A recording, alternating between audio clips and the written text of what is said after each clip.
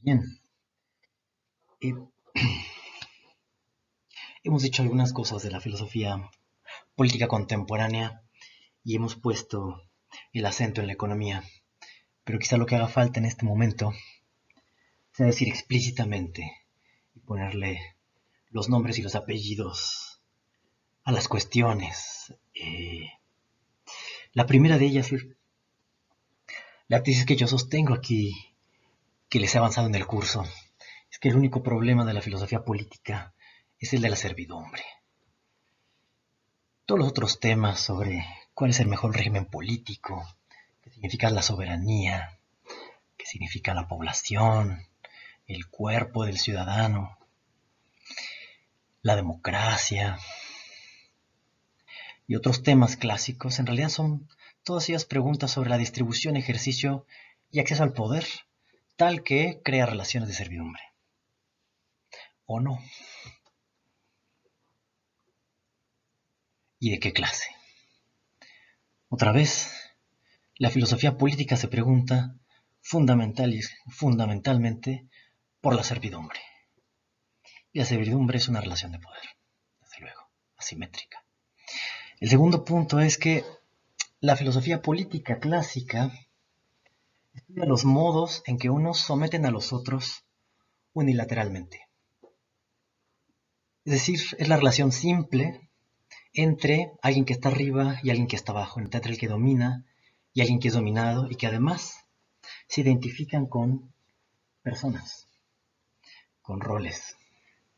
Es decir, lo masculino sobre lo femenino, el imperio sobre la colonia, el capitalista sobre el trabajador, la trabajadora, proletariado, y nosotros identificamos estos nombres como patriarcado, colonialismo y capitalismo. Pero lo que yo digo es que esto constituye la filosofía política clásica, pero hay algo central en la filosofía política moderna, y es lo que veremos un poco más adelante, y es el punto en el cual culmina a, de manera pesimista, si lo quieren ver así, la tradición moderna, y es con la constatación de algo que podemos llamar la servidumbre voluntaria. Es un estupor, es una pregunta, y la pueden ver desde el principio, es decir, de quienes todavía no se han levantado y están por levantarse, de los que se levantan por una suerte de servidumbre, y la servidumbre que se instaura el día después de la revolución. Es decir, cuando decimos voluntad, la servidumbre voluntaria, perdón, lo que entendemos es que esto que se llama voluntad no es una cosa sencilla. No es una cosa simple, no es lo que quiero. Más bien, la voluntad es aquello que se topa con algo que la coloca en una situación de impotencia. Entonces, el nudo de la filosofía política contemporánea es nuestra situación de servidumbre, pero de servidumbre voluntaria en el entendido de que estamos en una voluntad escindida o no simple que nos conduce a una situación de impotencia. Expliquemos esto. Nuestra condición política es la de impotencia. Lo que decimos ahora es que nos encontramos desempoderados y desempoderadas y lo que buscamos es ese poder. El asunto es que, como lo veremos, los medios de búsqueda de ese poder parecieran constituir las coordenadas mismas de nuestra servidumbre. Tal que podríamos hablar no de voluntad de poder, sino de una voluntad de servidumbre, pero que está acompañada de un extraño disfrute. Es decir, si hay una servidumbre voluntaria, no es porque nosotros queriendo y con nuestra conciencia nos pongamos en una situación de esta clase, sino que hay algo que nos coloca por un lado en la situación de servidumbre, pero que en la otra nos hace disfrutarlo. Y eso es lo que sostiene de una manera perversa que ni siquiera alcanzamos a entender nuestra propia servidumbre. Ahora, el cuarto punto con el cual quisiera yo terminar este pequeño encuadre de lo que constituye el quiz de la filosofía política contemporánea es, como dije, la cuestión del mercado. El mercado y no el régimen de gobierno, el mercado y no la democracia directa, representativa o no, o de otra clase. No es el mercado el que constituye el escenario último y alrededor del cual se producen otras estructuras que lo apoyan, lo que es el mercado lo que constituye el escenario de la servidumbre en la cual ejecutamos nuestra voluntad de servidumbre. La pregunta de la filosofía contemporánea, de la filosofía política contemporánea, sería entonces, como yo les propongo, cómo se produce y reproduce la servidumbre voluntaria o con nuestra cooperación en el sistema económico que llamamos capitalismo, que se ha convertido en el nexo social más importante, y por qué somos impotentes en él y frente a él. Esto sería la cuestión que resume el encuadre que les doy yo en este curso. Ahora, ¿de dónde surge esto? Bueno, para orientarnos un poco en ideas históricamente, citemos a la figura principal que introduce el tema en la filosofía moderna y que acuña el término de la servidumbre voluntaria, ¿no? Así se llama este pequeño texto, Discurso de la servidumbre voluntaria, que escribe Etienne de la Boétie. Entonces aquí damos dos citas, reproducimos dos citas. Dice, es una inmensa desgracia estar sujeto a un amo del que jamás se puede asegurar que será bueno, porque dado su poder, siempre estará en su mano ser malo cuando desee. Y de tener varios amos, la desgracia será tanto mayor cuanto más tenga. Glosemos esta cita. Es una inmensa desgracia estar sujeto a un amo. ¿Por qué a un amo? Porque el amo decide él o ella cómo actuar y cuándo será bueno o malo. Es decir, está en sus manos y no en las nuestras. Por lo tanto, nosotros estamos expensas de sus valoraciones sobre el bien y el mal. Pero no cambia nada tener un amo o tener muchos. La mayoría puede constituirse también en un amo. No asegura nada. Más adelante dice, ahora solo quisiera entender. Les digo, surge de una estupefacción. Y no es nueva. ¿No? Llevamos ya bastantes años, centurias, preguntándonos por qué fracasamos. Y preguntándonos por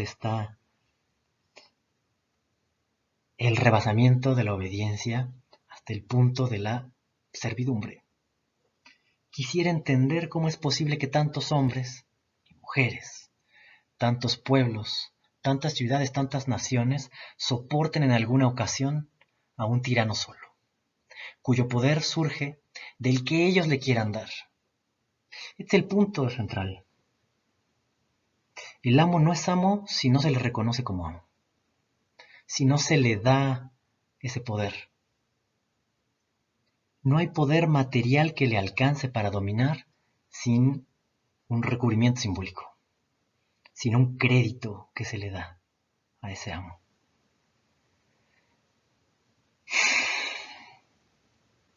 Que solo puede hacerles daño mientras quieran soportarlo, que no podría hacerles mal alguno si no le hicieran sufrirle antes que contradecirle. Y la tercera cita que les leo es la siguiente también, del discurso de la servidumbre voluntaria. Aunque no hay ninguna necesidad de combatir a este solo tirano, ni tampoco de derrotarlo. No, dice, aunque no hay ninguna, perdón, frase mal, aunque no hay ninguna necesidad de combatir a este solo tirano, ni tampoco de derrotarlo, bastaría con que el país no consintiera, ahí está el consentimiento, ¿no? El perverso consentimiento. Si el país no consintiera en su servidumbre, no es necesario quitarle nada, sino no darle. El asunto del poder y el asunto de la servidumbre no tiene que ver con lo que nos quitan, sino con lo que damos para que nos puedan quitar. No es preciso que el país se tome la molestia de hacer nada por sí mismo, con tal de que no haga nada contra sí. Es el pueblo quien acepta su mal o más bien lo persigue. Y aquí eh, no quiero que se tome esto una, en este sentido tonto de que los pueblos tienen los gobiernos que se merecen. No es eso. No es eso. Es mucho más burdo, como veremos. Y el consentimiento también es mucho más complicado y mucho más enrevesado, y es por eso que echamos mano del psicoanálisis. Si no les diéramos nada, ni les obedeciéramos, sin combatirles ni atacarles, les dejaríamos desnudos y derrotados, y ya no serían nada. Así como el árbol cuyas raíces ya no reciben savia, pasa a ser muy pronto un tronco seco y muerto. ¿Cómo se le priva al amo de la savia de nuestra vida, de nuestro trabajo y de nuestro crédito? Esa es la pregunta. Esa es la pregunta política moderna. Ahora, Spinoza retoma, desde luego, esta idea de la Boétie, y en la parte cuarta de la ética demostrada según orden geométrico, este famoso tratado de... Es un tratado de ética, pero planteado como un tratado de metafísica. Y bueno, lo que nos propone es que primero hay que entender nuestra condición y nuestra constitución para poder siquiera aspirar a una idea de libertad restringida. Ya no vamos a discutir aquí el determinismo y la libertad en Spinoza, pero sí vamos a llamar simplemente la atención a ese llamado intelectual que hace él para vencer la servidumbre, no porque se venza por la razón o por el puro pensamiento, sino es que el pensamiento es la condición necesaria para la puesta en acto de una subjetividad que renuncie a la servidumbre voluntaria. Entonces dice, en esta parte cuarta, del mero comienzo de esta parte de la ética, dice, llamo servidumbre a la impotencia humana. Recuerden lo que dijimos, ¿no? A la impotencia humana para moderar y reprimir sus afectos.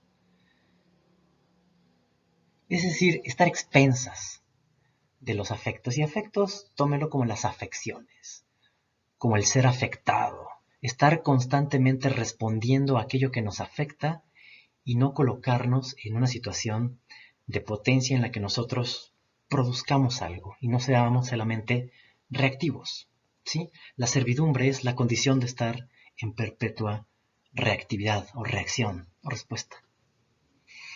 Pues el hombre, sometido a los afectos, no es independiente, sino que está bajo la jurisdicción de la fortuna, cuyo poder sobre él llega hasta tal punto que a menudo se siente obligado, aun viendo lo que es mejor para él, a hacer lo que es peor.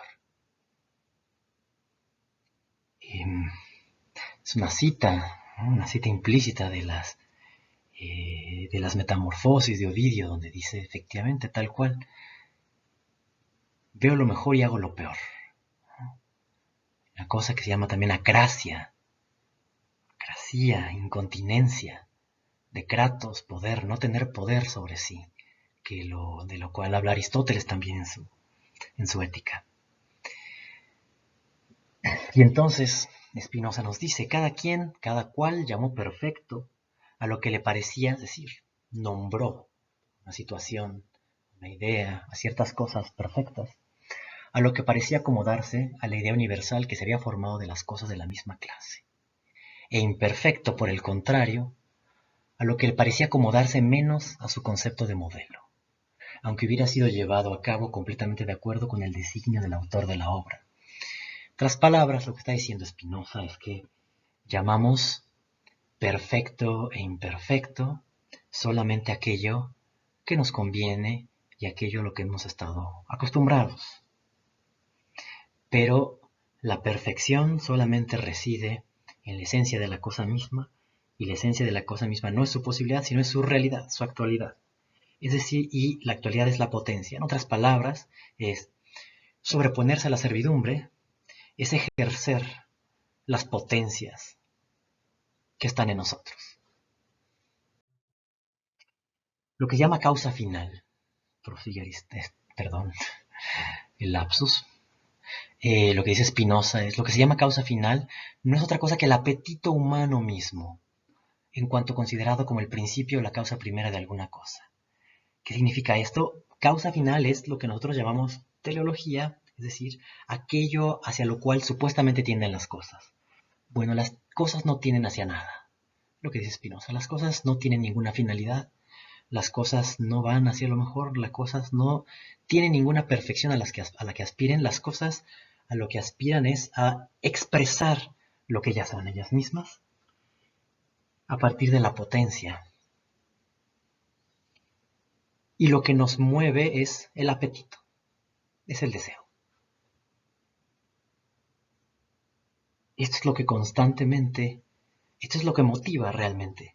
El problema es, y aquí viene el gran pero espinosista, por ello, el habitar es un ejemplo que está dando, en cuanto considerado como causa final, por ejemplo, no es nada más que ese apetito singular, que en realidad es una causa eficiente. No hay causas finales, ¿sí? Solamente hay causas eficientes. Solamente hay actualidad en Spinoza. Solamente que considerada como primera. Porque los hombres, y aquí está todo el punto, los hombres ignoran comúnmente las causas de los apetitos. Y aquí está todo el punto. El asunto es que la servidumbre voluntaria viene de una especie de ignorancia que no es ignorancia que no es del todo, ignorancia, medio saber y medio no saber lo que uno hace. Porque dice, los hombres somos, hombres y mujeres sin duda, conscientes de nuestras acciones y apetitos, pero inconscientes de las causas que nos determinan apetecer algo.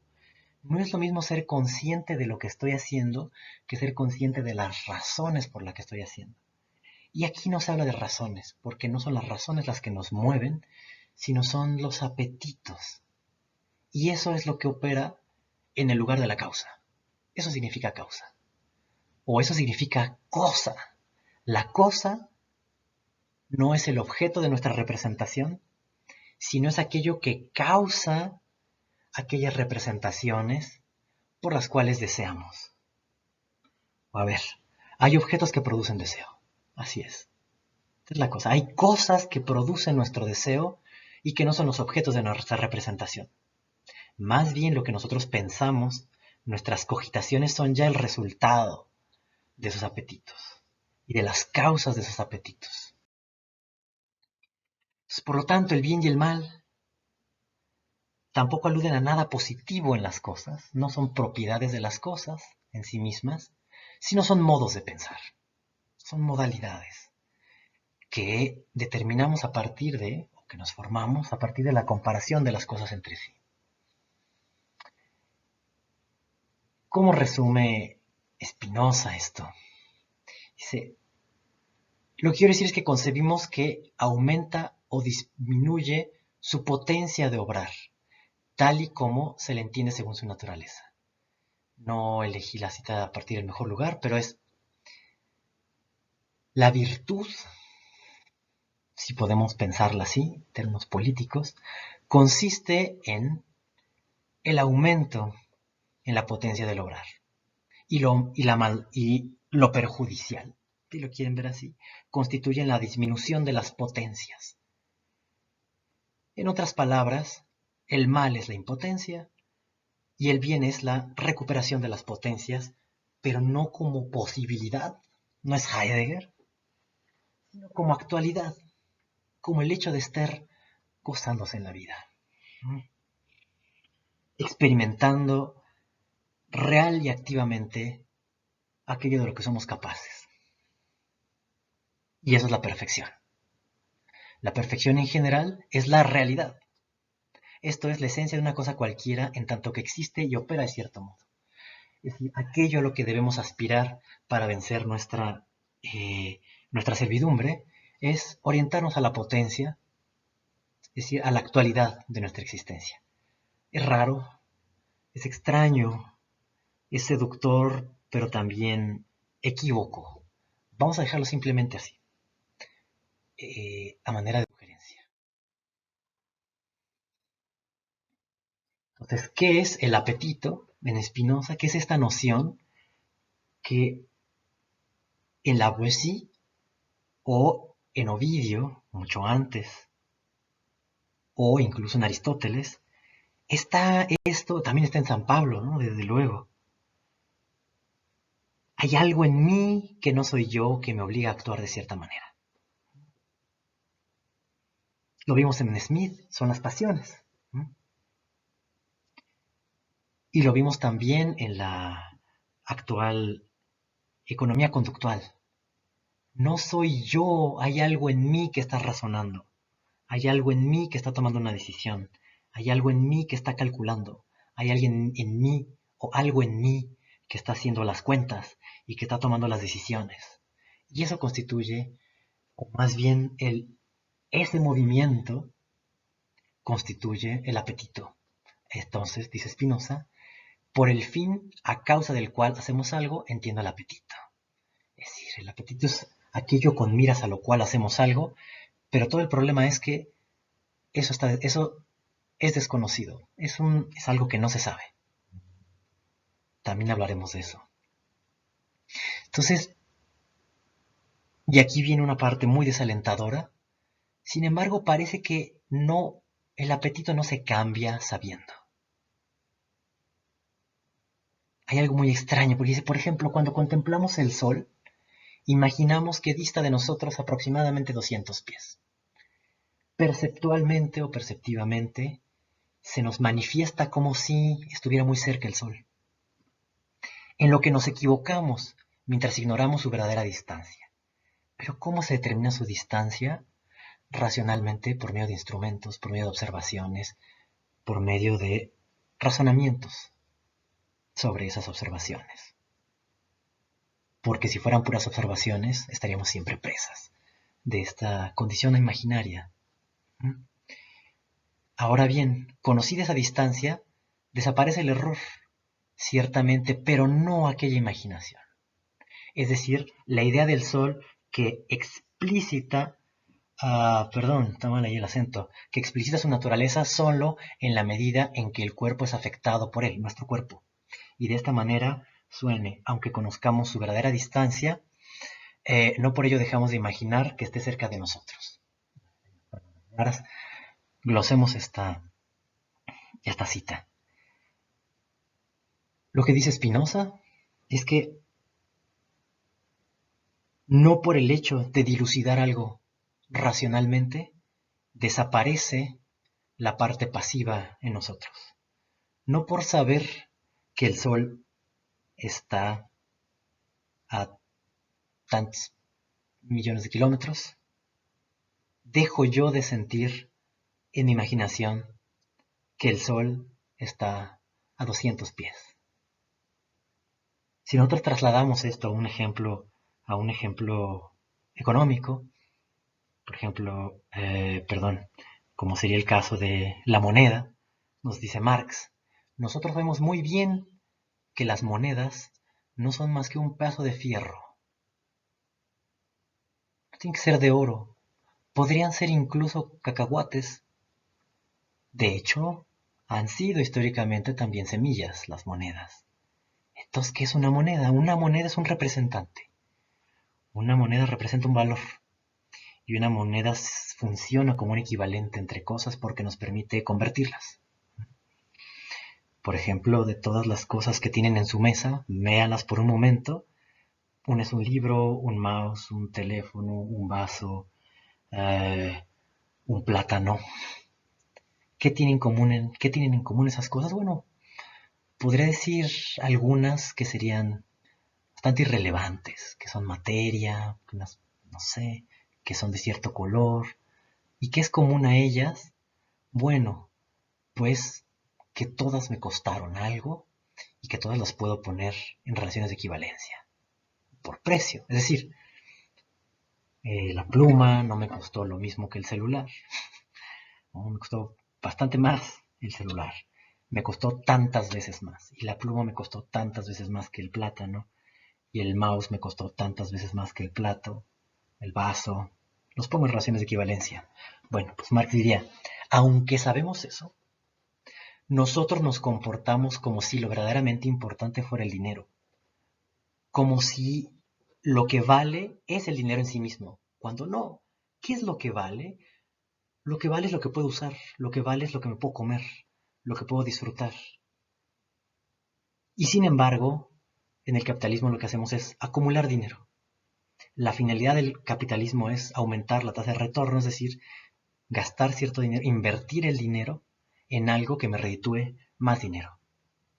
Entonces, la tragedia aquí que nos expone, frente a la cual nos confronta Spinoza, es que no por saber yo algo, estoy menos preso de mi condición de esclavitud frente a ello.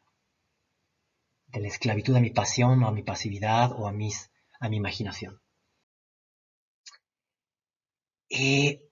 Aquí, aquí desde luego faltan Marx y Hegel, no lo voy a, bueno, los abordaremos después. Simplemente quería yo traer a colación dos citas famosas de Hegel. La primera es que lo que constituye la verdadera libertad no es su posesión, sino es el devenir. O sea, ser libre no cuenta, sino devenir libre. La libertad es solamente algo que se conquista y no algo que se da,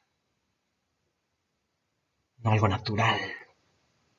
El problema, y esto lo discutiremos muy brevemente en la dialéctica de señoría y servidumbre, el ser humano debe realizar en una serie de crisis, lo traduzco así porque es Mensch la palabra que utiliza, no es de Amán, el ser humano debe realizar en una serie de crisis la síntesis de su particularidad y de su libertad, llegando a universalizar esa particularidad misma.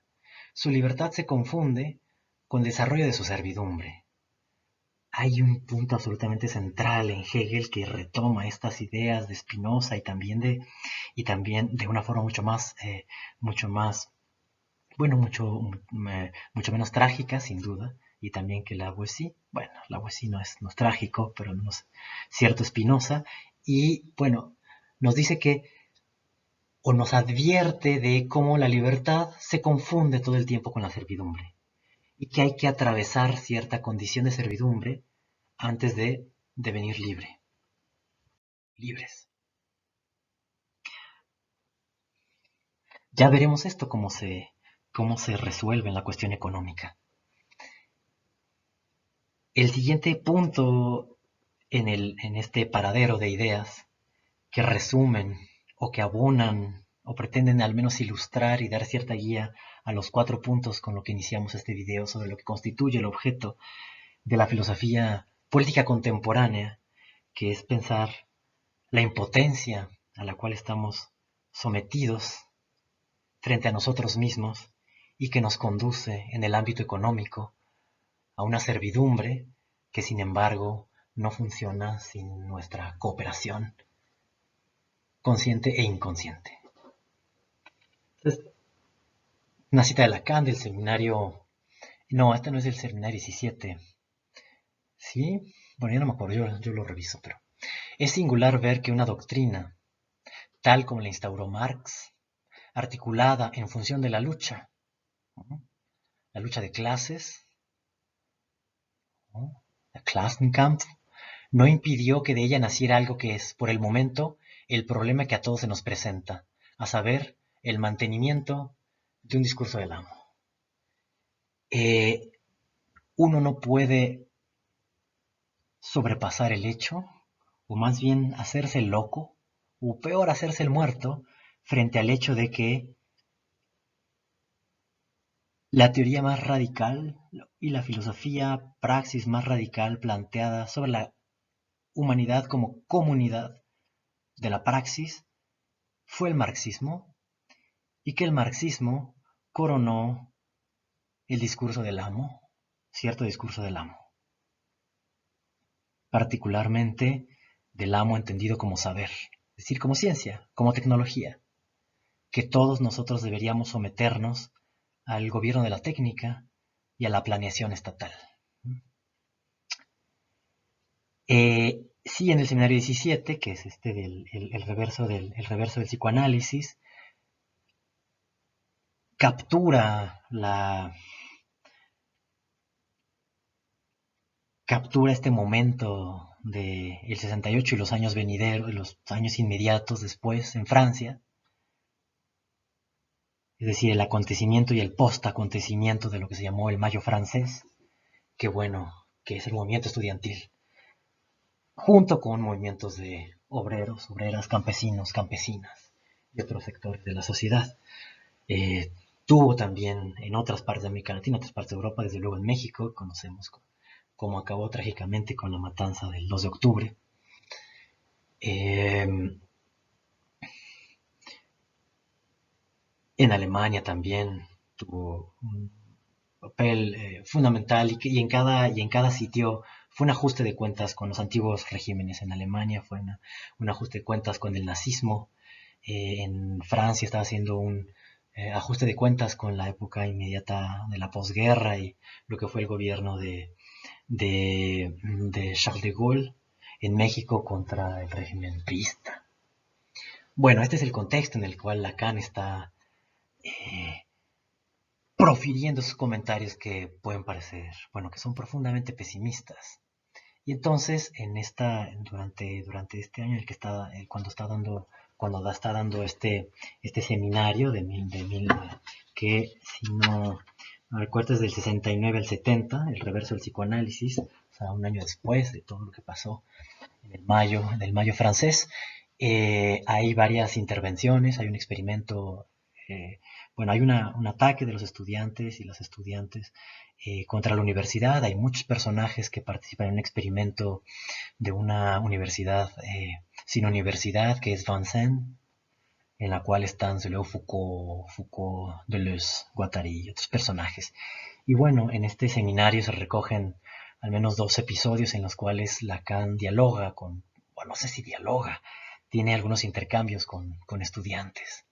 Y entonces, bueno, un estudiante o una estudiante, no se sabe, simplemente viene así, intervención, dice, si pensamos que, escuchando el discurso de Lacan, de Foucault o de algún otro, conseguiremos medios para criticar la ideología que nos hacen tragar, estamos tirando piedras al propio tejado. Sostengo que es fuera a donde hay que ir a buscar los medios para mandar a pasear la universidad. Es decir, no podemos enfrentarnos a la universidad y a su poder dominante si no salimos de ella, es lo que está diciendo este estudiante, si no salimos de ella y no salimos a la calle, ¿no? Y es el asunto que todo mundo le impugna a la filosofía, que no sale a la calle, y es en general lo que se le impugna a la intelectualidad, que el mundo está en otro sitio.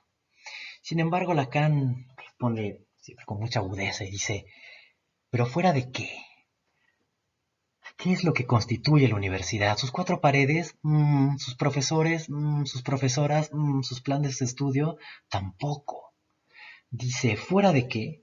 Porque cuando salen de aquí se convierten en afásicos, es decir, ¿no?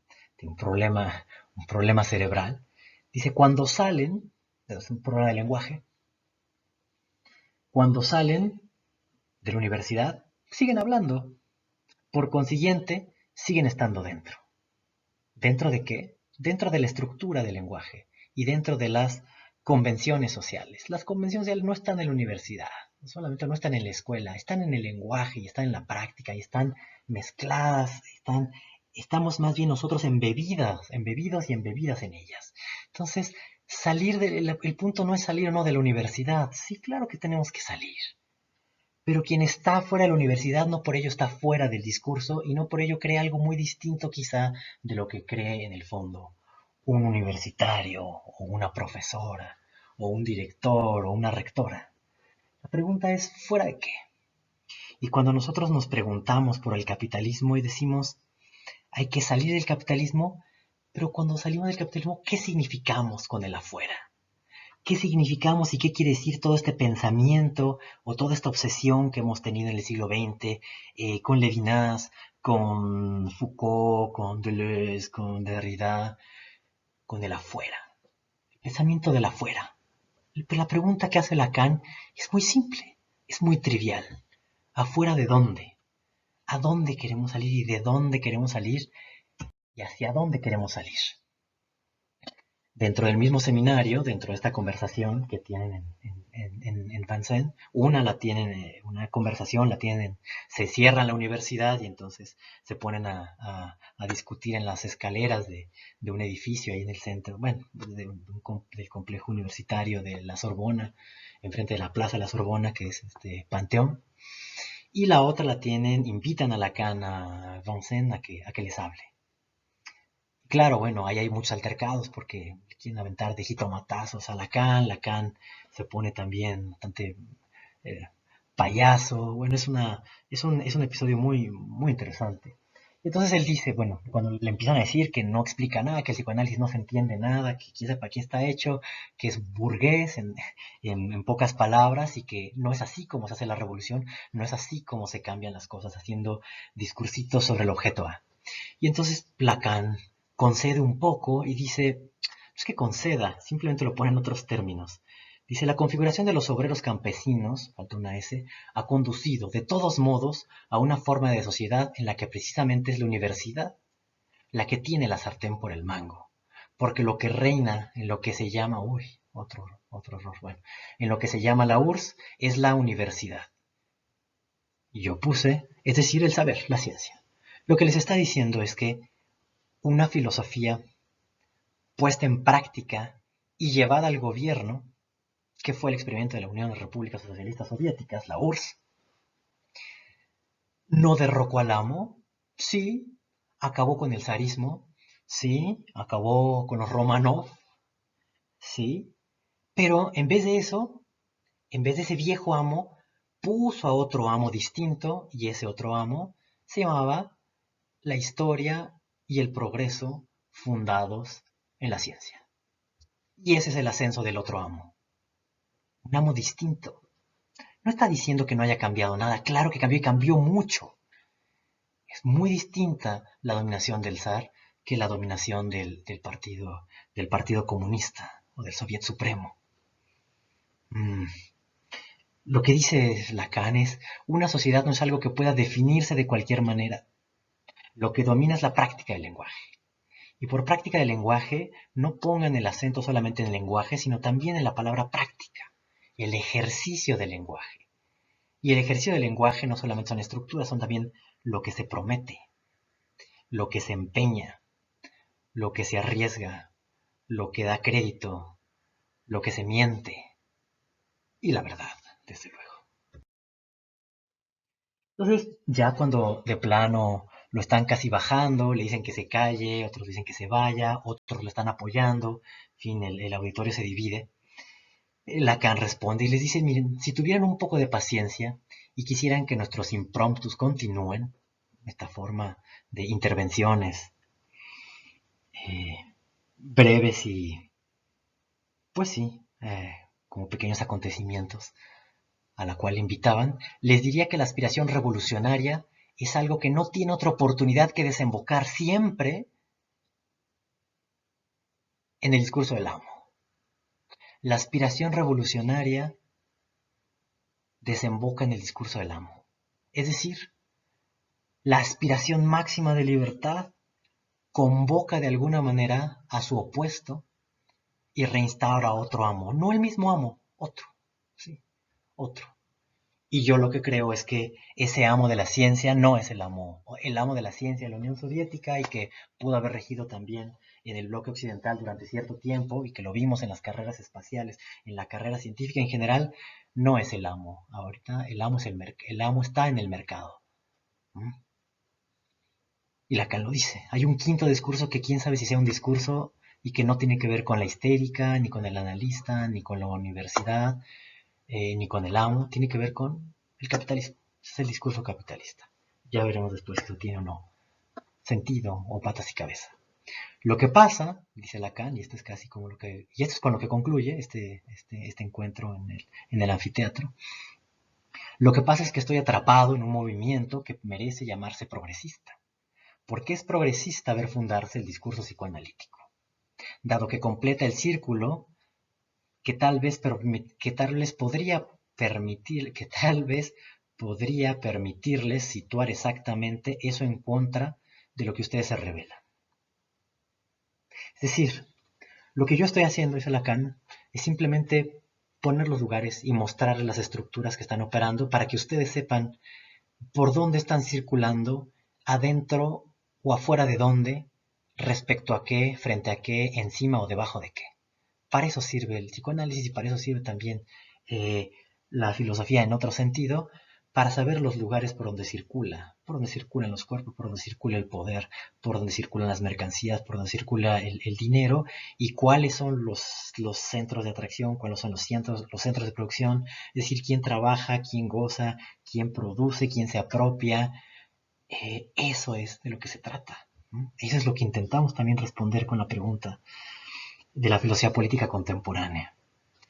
Entonces, dice, lo que no impide que esto continúe jodidamente bien. Y esta es la misma respuesta no por nada, Lacan era un gran lector nacido lector de Spinoza, porque concluye exactamente lo mismo. El hecho de saberlo puede que no cambie nada. Y aclarárnoslo puede ser que tampoco produzca ninguna transformación. Dice, los primeros en colaborar, y aquí mismo en Vincennes, son ustedes, las estudiantes, porque juegan la función de hilotas de este régimen. ¿Tampoco saben qué quiere decir esto? El régimen los exhibe. Dice, mírenlos cómo gozan. Es decir,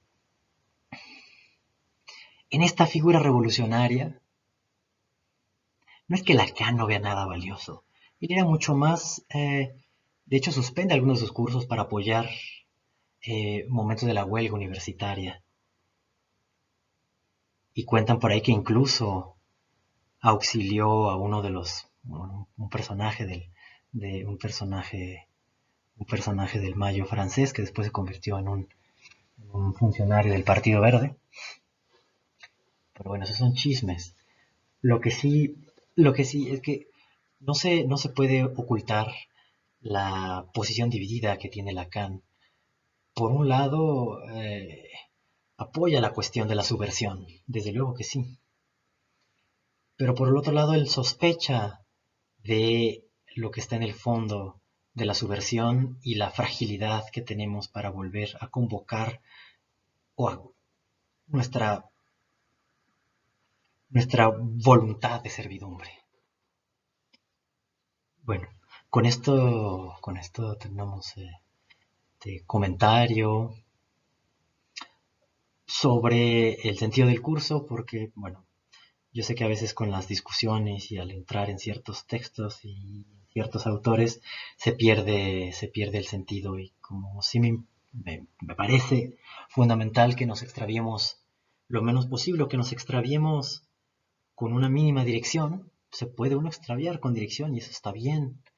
Eh, quise, quise hacer este video aclaratorio. Bueno, muchas gracias y espero que el próximo miércoles o jueves pueda yo poner el próximo. Gracias.